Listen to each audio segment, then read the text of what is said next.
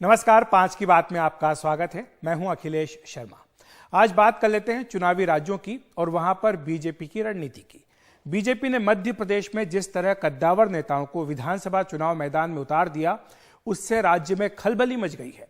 हारी हुई सीटों को दिग्गज नेताओं के हवाले कर बीजेपी ने यह संदेश दे दिया है कि वह चुनाव जीतने के लिए पूरी ताकत लगा रही है। अब सवाल उठ रहा है कि क्या मध्य प्रदेश का फार्मूला अन्य चुनावी राज्यों में भी लागू किया जाएगा।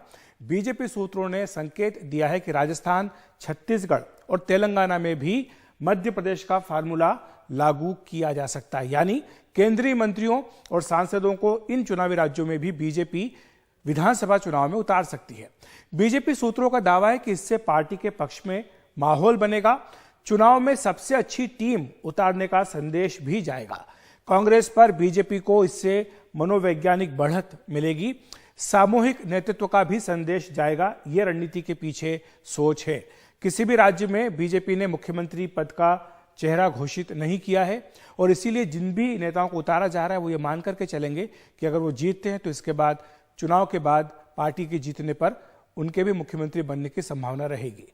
बीजेपी ने पीएम मोदी के नाम और मोदी सरकार के काम को लेकर चुनाव लड़ने का फैसला किया है। मुख्यमंत्री के दावेदारों के लड़ने पर अब सबको मुख्यमंत्री बनने की उम्मीद रहेगी। सभी उम्मीदवार पूरी ताकत से चुनाव लड़ेंगे। साथ ही पार्टी ने यह भी कहा है कि जहां जैसी जरूरत होगी उसके मुताबिक उम्मीदवार तय किया जाएगा, यानी कमजोर सीटों पर ताकतवर उम्मीदवार उतारने से वहां पर जीत की संभावना बढ़ेगी और यही रणनीति का एक हिस्सा है। पिछले चुनाव में जो बीजेपी ने सीटें हारी थी, उन्हीं सीटों पर दिग्गज उम्मीदवारों को मौका दिया जा रहा है।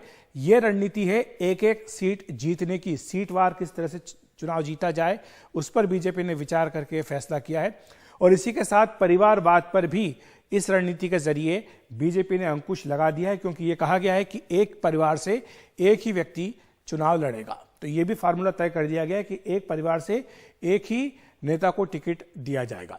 अब बात कर लेते हैं राजस्थान की कि मध्य प्रदेश का फार्मूला अगर राजस्थान में लागू होता है तो किस किस नेता के ऊपर पार्टी दांव लगा सकती है, वो कौन से चेहरे हैं जो राजस्थान विधानसभा चुनाव में उतर सकते हैं।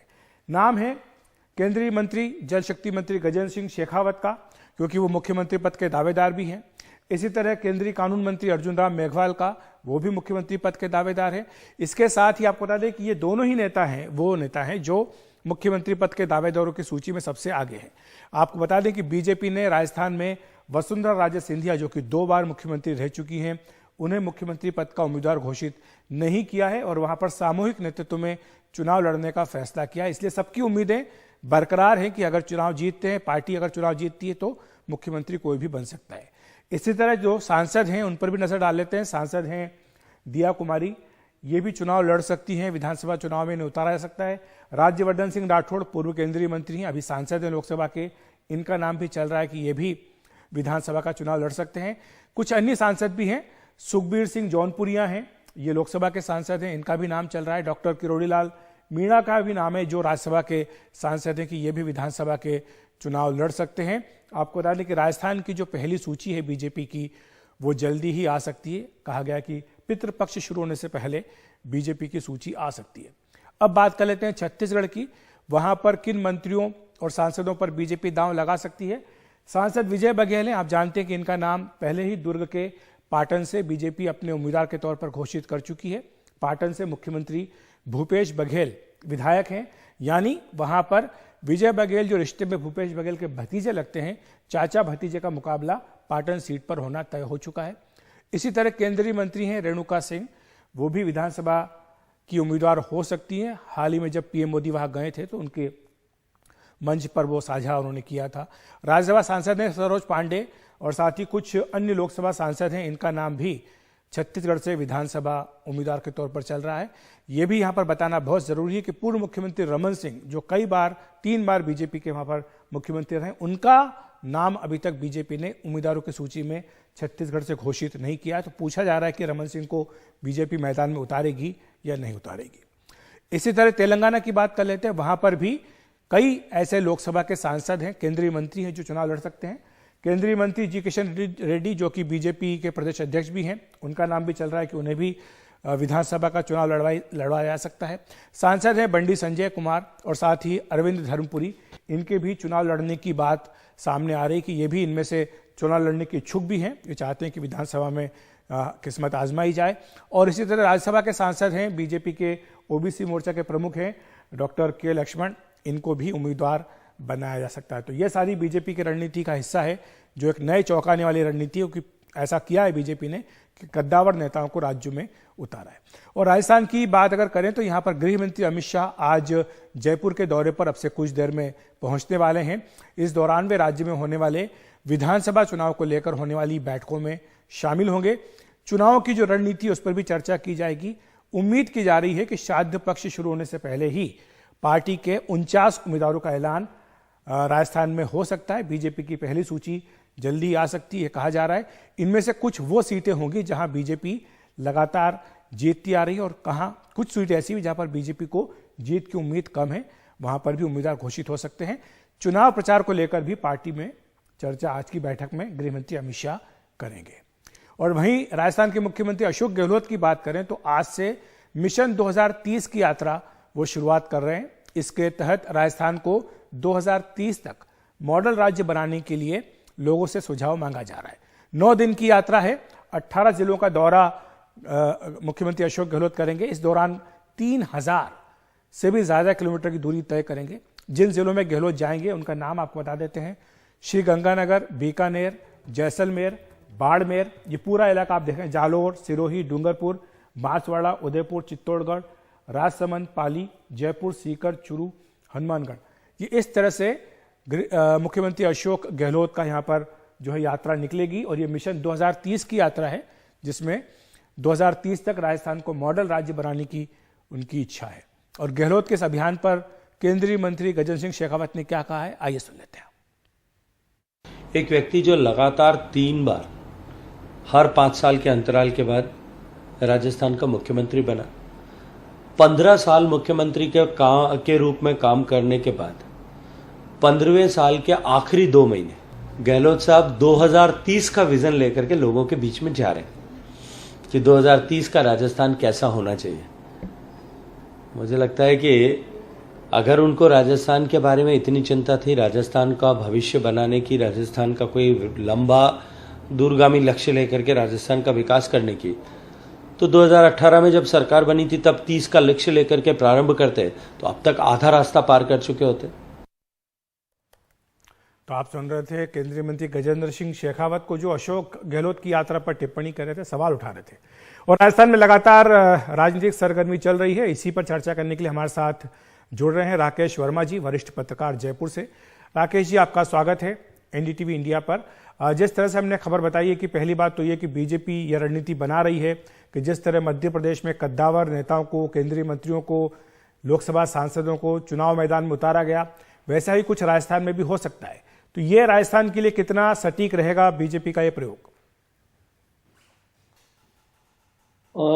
अखिलेश जी, देखिए, राजस्थान में मध्य प्रदेश जैसी स्थिति नहीं है। ये तो कांग्रेस के वरिष्ठ नेता राहुल गांधी कह चुके हैं कि मध्य प्रदेश और छत्तीसगढ़ में हम जीत रहे हैं, उनका ये कहना, और राजस्थान में टक्कर है। इसका अर्थ है कि कांग्रेस खुद मान रही है कि राजस्थान में कांग्रेस की उतनी मजबूत स्थिति नहीं है, यानी बीजेपी की उतनी कमजोर स्थिति नहीं है।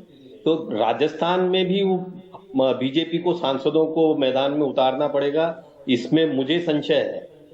हाँ, मुख्यमंत्री पद के जो 2-3 दावेदार बताए जा रहे हैं, उनको कोई संकेत देने के लिए चुनाव लड़ाया जाए, वो एक बात अलग है। बिल्कुल। तो जो जिस तरह से मध्य प्रदेश में भी सामूहिक नेतृत्व की बात है, मुख्यमंत्री चाहे उनके वहां पर हैं शिवराज सिंह चौहान, लेकिन पूछने पर बार बार बीजेपी यही कहती है कि मुख्यमंत्री का नाम चुनाव के बाद तय किया जाएगा। यानी कोई भी एक नाम लेकर बीजेपी मध्य प्रदेश में चुनाव मैदान में नहीं उतर रही है। वहां पर भी एक अनार 100 बीमार है।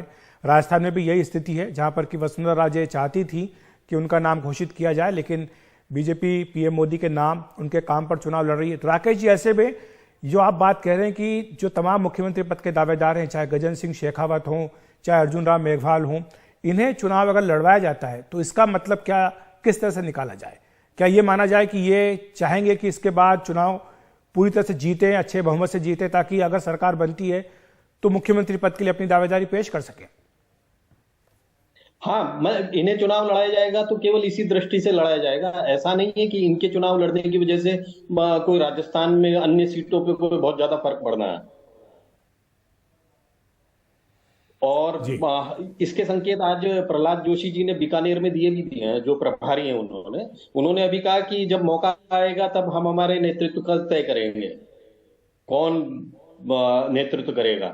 यानी आज की तारीख में प्रधानमंत्री मोदी की रैली थी, उस दिन उन्होंने उस मंच पर वसुंधरा जी का भाषण नहीं होना, उससे राज्य में ये कयास लगाए जा रहे थे कि अब जो है बीजेपी किसी भी चेहरे को सामने नहीं करेगी। आज प्रहलाद जोशी जी ने फिर उसको दोहराया है कि जब मौका आएगा तब हम तय करेंगे। वो तो खैर यात्राओं में भी दिखा था, जब यात्राओं की जो अगवानी थी, वो भी अगुवाई जो थी वो हमने देखा था कि अलग अलग क्षेत्र में अलग अलग बड़े नेताओं ने की थी। लेकिन राकेश जी, एक जो बात राजस्थान को लेकर कही जाती है कि जब परिणाम आते हैं उसके बाद भी काफी कुछ निर्भर करता है कि कमान किसे सौंपी जाए। देखिए, जिस तरह से कांग्रेस पार्टी को बहुमत नहीं मिला या बहुमत के करीब रही, तो वैसे में सचिन पायलट की दावेदारी अपने आप खारिज कर दी गई और कहा गया कि इस परिस्थिति में तो केवल अशोक गहलोत जैसे अनुभवी नेता ही संभाल सकते हैं। तो क्या वैसी ही कुछ परिस्थिति बीजेपी में भी बन सकती है? क्या कुछ नेता इसके भी इंतजार में होंगे? नहीं, बिल्कुल। मुख्यमंत्री खेमे के जो नेता माने जाते हैं, यानी जो विधायक और पूर्व विधायक, पूर्व मंत्री, वो अंदर अभी आप उनसे अकेले में बात करेंगे तो वो इसी आस में बैठे हैं कि चुनाव होगा, चुनाव होने के बाद में कहीं मार्जिन पे चीजें आएंगी तो एक संभावना दोबारा से वसुंधरा जी के लिए बनती है। डॉक्टर मिथिलेश जेमिनी भी हमारे साथ जुड़ गए, वरिष्ठ पत्रकार। डॉक्टर मिथिलेश, आपका स्वागत है। एक बात जो आपसे पूछना चाहूंगा कि ये जो बात शुरू में आई है कि मध्य प्रदेश का फार्मूला यही अब राजस्थान में भी आ सकता है, राकेश जी कह रहे हैं कि शायद कुछ केंद्रीय मंत्री जो कि मुख्यमंत्री पद के दावेदार हैं उन्हें उतारा जा सकता है, लेकिन संभावना कम है कि सांसदों को उतारा जाए, क्योंकि बीजेपी को लगता है कि यहाँ उसका पलड़ा मध्य प्रदेश की तुलना में कांग्रेस की अपेक्षा भारी है। तो आपके हिसाब से क्या आकलन है, क्या यह फार्मूला कामयाब हो सकता है अगर मध्य प्रदेश का फार्मूला राजस्थान में लागू किया जाए तो?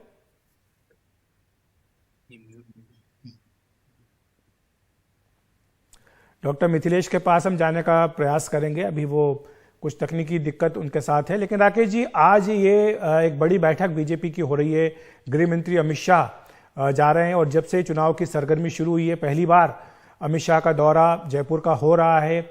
जाहिर सी बात है कि इससे पहले जो काफ़ी कुछ होमवर्क पार्टी की ओर से किया गया है, जिला इकाइयों को कहा गया था कि जो काम उन्हें सौंपा गया वो ज़मीन पर कितना पूरा हुआ इसकी रिपोर्ट बनाएं, और माना जा रहा है कि आज की बैठक में गृहमंत्री अमित शाह इन तमाम बातों की समीक्षा भी करेंगे। तो अमित शाह का मैदान में उतरना ये किस तरह का संकेत दे रहा है? हाँ अखिलेश जी, ये नए संसद भवन का उद्घाटन के समय अमित शाह जी को जयपुर आना था, तो किसी व्यस्तता की वजह से वो नहीं आ पाए। उनका आने का कार्यक्रम बना था, फिर वो नहीं आ पाए। उसके बाद में मोदी जी की रैली हो गई और अब आज सुबह 11 बजे संगठन महामंत्री बीएल संतोष जयपुर आ चुके हैं। वो प्रदेश संगठन मंत्री से फीडबैक ले रहे हैं, उनकी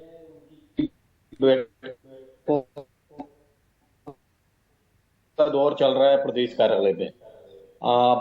आज तमाम इन जिलों की समन्वय बैठकों में वरिष्ठ नेताओं की मौजूदगी रही है और वो वहां से फीडबैक लेकर के अभी वापस लौट रहे हैं। इन सब लोगों की शाम को 8 बजे शायद अमित शाह जी का आने का कार्यक्रम है, उसके बाद में इन सब का उनके साथ में बैठना है। अमित शाह जी फीडबैक लेंगे, उसके आधार पे आगे की रणनीति की बात करेंगे, आगे क्या करना है। दूसरा एक यहाँ यह भी कयास चल रहा है कि वसुंधरा जी परिवर्तन यात्रा जो संकल्प यात्रा रही उसके प्रारंभिक चरण के बाद से ही नाराज है। वो शायद अपने आप को चेहरा घोषित करवाना चाहती थी, लेकिन पार्टी राजी नहीं है। तो कयास यह भी लगाया जा रहा है कि अमित शाह शायद उनको मनाने का प्रयास करें। जी डॉक्टर मिथिलेश, आप किस तरह से देखते हैं जो बीजेपी की रणनीति है? मध्य प्रदेश में कई केंद्रीय मंत्रियों को उतारा, राजस्थान में भी यही फार्मूला अपनाने की बात हो रही है। आपको लगता है कि यह फार्मूला जमीन पर काम करता है या करेगा बीजेपी के लिए? देखिए, बीजेपी का फॉर्मूला, एमपी वाला फॉर्मूला अगर राजस्थान में लॉन्च करते हैं तो कई केंद्रीय मंत्री और सांसदों को टिकट दिया जा सकता है, लेकिन उनके लिए आपको धरातल सोचनी पड़ेगी कि कैलाश चौधरी विधायक का चुनाव हार गए और एमपी का चुनाव जीते हैं। इसलिए बीजेपी को कई स्ट्रेटेजी अपनी पुनर्विचार करना पड़ेगा। जैसे भागीरथ चौधरी अजमेर से हैं, वो किशनगढ़ से पहले विधायक रह चुके हैं, लेकिन अब वो विधायक बनने के मूड में है या नहीं है, क्योंकि कई मंत्री का ये प्रॉब्लम है कि अर्जुन राम मेघवाल भी चाहते हैं कि सीएम बन जाए, गजेंद्र सिंह शेखावत भी चाहते हैं कि सीएम बन जाए। अगर गजेंद्र सिंह शेखावत को उतारा जाता, जो एक कयास लगा जा रहा है कि मुख्यमंत्री अशोक गहलोत के सामने सरदारपुरा सीट से अगर उनको उतार दिया जाए तो अशोक गहलोत एकमात्र जो कांग्रेस के स्टार प्रचारक है उनको रोका जा सकता है। क्या वो इस रिस्क को लेने में सक्षम है या नहीं है, ये एक विचारणीय मुद्दा है। लेकिन जो सबसे अहम बात है कि वसुंधरा राजे जो 4.5 साल तक मौन रही और अब सत्ता में हिस्सा मांग रही है, क्या भाजपा जो party with difference, party with कार्डर की बात करती है, वो कैसे देगी? ये एक बड़ा सवाल है। सदन में मौन रही, विधानसभा में कोई मुद्दा नहीं उठाया और सतीश पूनिया की टांग खिंचाई करी, कैलाश मेघवाल से सदन में बार बार बुलवाया कि हमारा अपमान हो रहा है।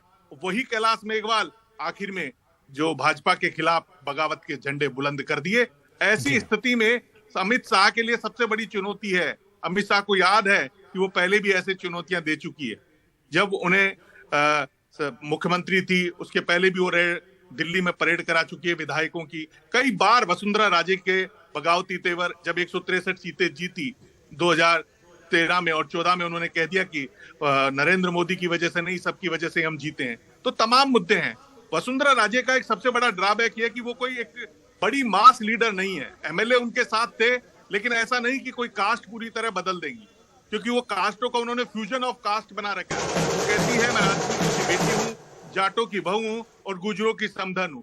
लेकिन गुजरों की समधन तो है, लेकिन गुजर उस बात को नहीं भूल सकते जो 73 डॉक्टर जमीनी, एक जो दूसरा मुद्दा है उस पर मैं आना चाहूंगा, क्योंकि वसुंधरा जी की तरफ से जवाब देने के लिए कोई है नहीं। तो दूसरा मुद्दा है अशोक गहलोत जी की जो यात्रा है वो शुरू हो रही है। इस पर बीजेपी ने आपत्ति की है, कहा है कि 2030 की आप बात करें, चुनाव तो अभी हैं। गजेंद्र सिंह शेखावत को हम सुन रहे थे कि ये जो मुद्दे हैं उनसे ध्यान भटकाने का प्रयास मुख्यमंत्री कर रहे हैं। इस यात्रा को आप किस तरह से देखते हैं डॉक्टर जमीनी? देखिए, मारवाड़ के दो दिग्गजों में सियासी समर मचा हुआ है और दोनों जोधपुर से हैं। गजेंद्र सिंह शेखावत अशोक गहलोत पर हमला करते हैं, अशोक गहलोत गजेंद्र सिंह शेखावत पर हमला करते हैं। अशोक गहलोत उनको संजीवनी क्रेडिट कोऑपरेटिव मामले से घेरते हैं, तो गजेंद्र सिंह शेखावत कभी लॉ एंड ऑर्डर पर घेरते हैं, कभी उनकी स्कीम्स पर घेरते हैं। उन पर मानहानि का मुकदमा भी कर रखा है। लेकिन 2030 का विजन, तो इसमें तो कोई बुराई तो है नहीं अशोक गहलोत की। बीजेपी वालों ने भी कहा था कि 2022 तक किसानों की जो आमदनी है दोगुनी हो जाएगी। तो अगर अशोक गहलोत कौन सा बेजा काम कर रहे हैं, वो कह रहे हैं कि 2030 तक हम राजस्थान को नंबर 1 बना देंगे, इसमें तो कोई बुरी बात नहीं है। और वो लोगों से सुझाव आमंत्रित कर रहे हैं।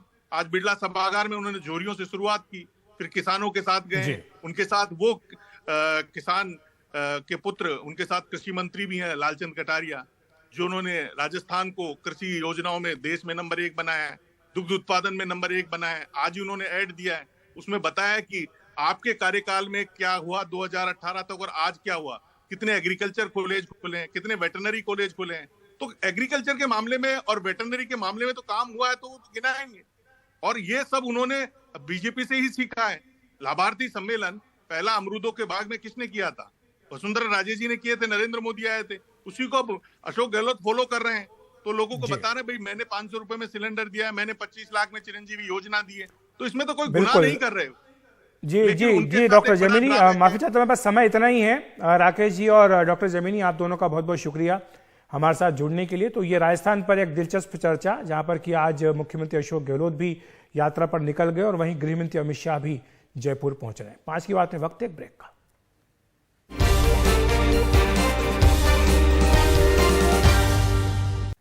इम्फाल में 2 छात्रों की हत्या की तस्वीरें सामने आने के बाद कल रात पुलिस और प्रदर्शनकारियों के बीच जमकर झड़प हुई। वहीं आज पुलिस को प्रदर्शनकारियों को रोकने के लिए आंसू गैस के गोले छोड़ने पड़े। हालांकि ये मामला जुलाई का है और मुख्यमंत्री कह चुके हैं कि दोनों लापता छात्रों के बारे में जांच सीबीआई को सौंपी जा चुकी है। इस बीच एक बार फिर से मोबाइल इंटरनेट पर 1 अक्टूबर तक पाबंदी लगा दी गई। और हमारे सहयोगी रतनदीप हमारे साथ जुड़ रहे हैं इस खबर पर अधिक बातचीत करने के लिए। रतनदीप, अभी वहां पर क्या स्थिति है?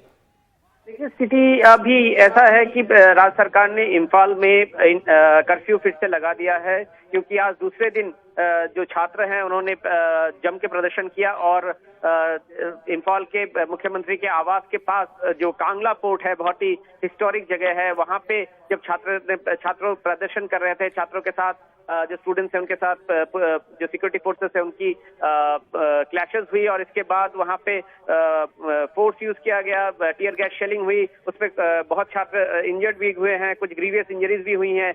कल 40 से भी ज्यादा स्टूडेंट्स इंजर्ड थे। तो इसके मद्देनजर जिस तरह से स्टूडेंट्स का आक्रोश बढ़ रहा है, इसको देखते हुए अब जो इंटरनेट बैन के साथ जो क्लासेस बंद कर दिए गए थे, स्कूल्स को 2 दिन के लिए बंद कर दिया गया था और अब कर्फ्यू भी वापस आ गया है इंफॉल में। तो सिचुएशन अब अंडर कंट्रोल है, मगर बहुत ही टेंस है, बहुत ज्यादा टेंस है और सीबीआई की एक टीम वहां पे पहुंच चुकी है इस पूरे मामले की तफ्तीश करने के लिए। और दूसरी तरफ जो ट्राइबल समुदाय है, कुकीज़ो समुदाय है, उन्होंने चुराचांदपुर में आज एक प्रदर्शन किया, रैली निकाली। ये रैली पीसफुल था, मगर उनका ये डिमांड है कि उनके इलाके में जो हादसे हुए हैं, जो अपराध हुए हैं या फिर जो औरतों के खिलाफ जो अपराध हुए हैं, इनको भी सीबीआई को प्रोब करने की बात है, मगर वहां पे इन्वेस्टिगेशन शुरू नहीं हुआ है। तो एक तरफ से बायसनेस है सरकार की ओर से, ऐसा एलिगेशन इन्होंने लगाया है। दूसरी तरफ अगर देखें तो मोबाइल इंटरनेट बैन अब 1 तारीख तक रहेगा। पिछले शनिवार को ही 5 महीने तक बंद होने के बाद मोबाइल इंटरनेट को खोला गया था और इसके बाद जब ये फोटोग्राफ वायरल हुए, ये 2 टीनेजर्स के जो स्टूडेंट्स के जो कि जुलाई के 6 तारीख से लापता थे, उनकी डेड बॉडीज के फोटोग्राफ वायरल हुए, इसके बाद ये नए सिरे से अब वहां पे ये जो अनरेस्ट है, ये जो प्रोटेस्ट है, ये शुरू हुए हैं। जी शुक्रिया आपका रतनदीप इस तमाम जानकारी के लिए। मध्य प्रदेश के उज्जैन में हैवानियत की सारी हदें पार कर देने वाली घटना सामने आई है, जिसमें 12 साल की मानसिक रूप से कमजोर बच्ची के साथ कुछ अज्ञात हैवानों ने दुष्कर्म को अंजाम दिया। इस घटना का सीसीटीवी फुटेज भी सामने आया है, जिसमें समाज का बेदर्द चेहरा भी दिखा। सीसीटीवी फुटेज में दुष्कर्म के बाद बेबस और लहूलुहान बच्ची कई घरों में दस्तक देकर मदद की गुहार लगा रही है, लेकिन लोग उसे धुतकारते दिख रहे हैं। उज्जैन से करीब 15 किलोमीटर दूर बड़नगर रोड पर अर्धनग्न हालत में लहूलुहान ये बच्ची जब कराहती हुई सोमवार को दंडी आश्रम पहुंची तो वहां उसे कपड़े से ढककर फिर पुलिस को सूचित किया गया तो उसका इलाज शुरू हो पाया। मेडिकल जांच में दुष्कर्म की पुष्टि और पीड़िता की गंभीर हालत को देखते हुए पुलिस ने उसे इंदौर के अस्पताल में भर्ती कराया, जहां उसकी हालत में सुधार हो रहा है। पुलिस के जवानों ने इस बच्ची के लिए रक्तदान भी किया। पुलिस ने अज्ञात बदमाशों के खिलाफ पॉक्सो एक्ट में बलात्कार का मामला दर्ज कर एसआईटी का गठन किया है और छानबीन तेज कर दी है। बच्ची की टूटी फूटी भाषा से पुलिस अंदाजा लगा रही है कि ये बच्ची शायद यूपी के प्रयागराज की है।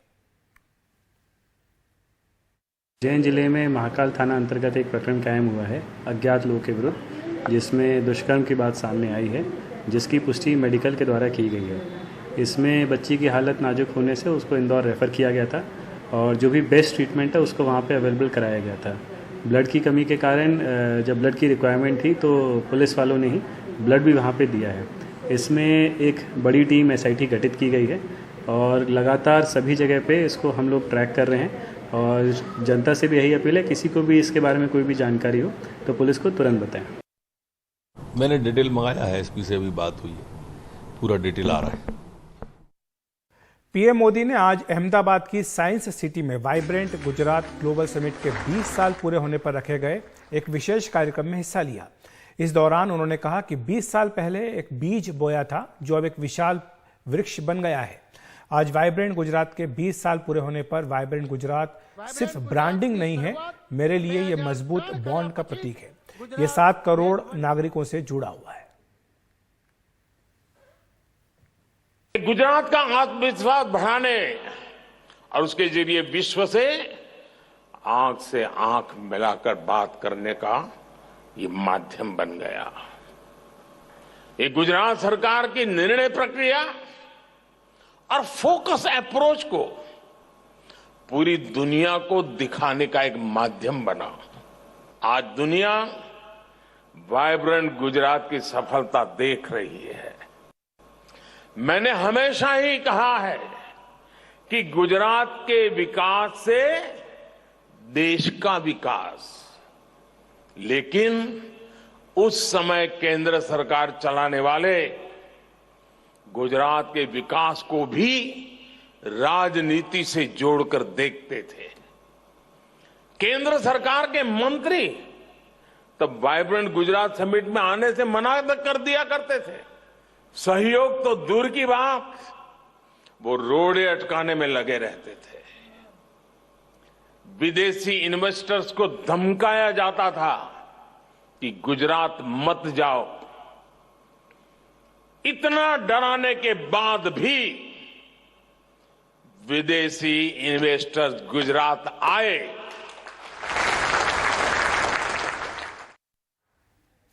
रियल एस्टेट कारोबार से जुड़े जानकारों के मुताबिक भारत में 2030 तक रियल एस्टेट की बिक्री $1 ट्रिलियन तक पहुंच जाएगी, जो भारत की जीडीपी में लगभग 13% का योगदान देगी। कोविड काल के बाद रियल एस्टेट बाजार में अच्छी खासी तेजी देखी गई है। इस सेक्टर में विकास की संभावनाओं को परखने के लिए एनडीटीवी दिन भर का एक कॉन्क्लेव शुक्रवार 29 सितंबर को आयोजित कर रहा है, जहां पर हम आगे की राह को परखने के लिए कारोबार के जाने माने दिग्गज, केंद्रीय मंत्रियों और कई स्टेक होल्डर से बात कर समझने की कोशिश करेंगे कि आपके घर का सपना कितना साकार हो सकता है। तो 5 की बात में इतना ही। नमस्कार।